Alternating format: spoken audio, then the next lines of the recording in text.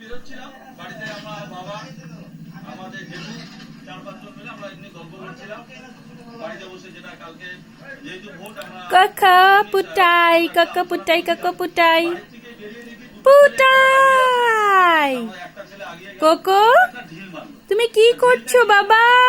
ছড়ে গেলাম, সবাইকে নিয়ে ছড়ে গেলাম। তারপরে যখন কুতলু কুতলু কুতলু, দেখলো ওটা বোম। কত কত, খেলো তো খেলো তো খেলো তো একটু সূত্র দিয়ে পেঁচানো খেলো। বোম। তারপরে আইসি স্যারকে ফোন করলাম। স্যার কিছু নেই, আমি যাচ্ছি এখন গিয়ে ডায়েরি করবো, এটা বিজেপির কারসাজি। বিজেপি যেহেতু আগাগোড়াই আমাকে হুমকি দিয়ে আসছে।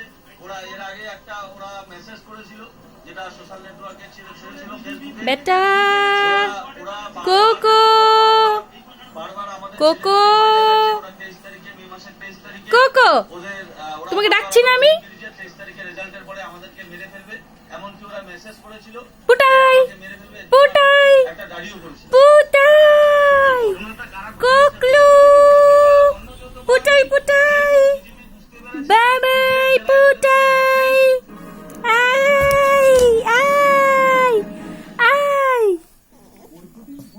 ওই যে ওই উকুনগুলা দেখ কেমন মারতেছে। কি বলতেছো? আউ আউ আউ, শুনবি? কোকো বেটা, কোকো বেটা।